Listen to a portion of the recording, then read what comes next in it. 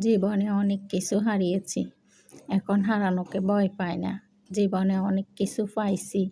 দুঃখ, কষ্ট, জ্বালা, যন্ত্রণা, বিপদ, আপদ এখন পাওয়ারও আর আশা করি না। আল্লাহ যেটা করে এটার উপর আগেও ভরসা রাখছি, এখনও ভরসা রাখছি। আলহামদুলিল্লাহ, ইনশাল্লাহ। যারা আমার শত্রু, আমাকে ঘৃণার চোখে দেখে, ভালোবাসে না, তাদেরকেও আমি অফুরন্ত ভালোবাসা দেব।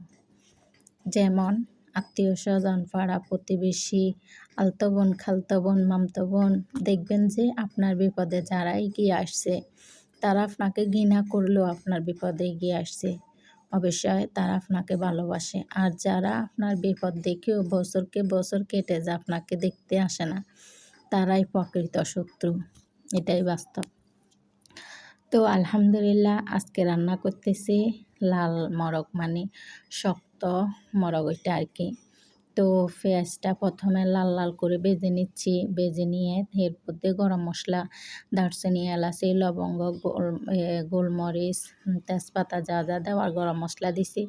এরপরে বাটা পেঁয়াজ, আদা, রসুন এগুলা দিলাম। দিয়ে ভালো করে এগুলা লাল লাল করে ভেজে মাংসটা দিয়ে দিলাম। মাংস দিয়ে কিছুক্ষণ কষাই। এরপরে হলদের গুঁড়া, মরিচের গুঁড়া, জিরা ধনিয়ার গুঁড়া, লবণ দিয়ে আরও ভালো করে কিছুক্ষণ কষাই। এরপরে কয়টা আলু দিলাম, আলু দিলে ভালো লাগে। আলু দিয়ে আরও কিছুক্ষণ কষাই। এরপরে তেল উপরে বেশি আসলে তারপরে দিয়ে দিলাম গরম পানি। গরম পানি দিয়ে ফাইনাল লুক হয়ে গেল। আলহামদুলিল্লাহ, আজকে রান্না অনেক মজা হয়েছে।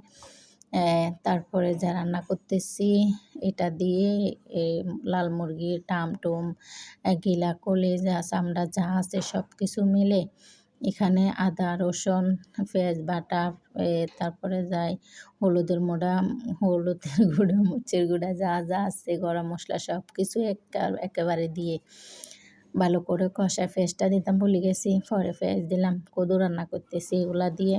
তো বলতে চাইলাম যে এখন আমাকে কেউ খারাপ বা ভালো বলুক, তাতে আমার কিছু যায় না। এই ছোট্ট জীবনটায় যে আমি কিছু পাইনি এমন কোনো কথা নাই। অনেক দুঃখ, অনেক যন্ত্রণা, অনেক কষ্ট, এমন কোনো বড় বিপদ আমার জীবনে আসে নাই যে এমন কথা নাই। আলহামদুলিল্লাহ, তারপরও আজও বেঁচে আছি।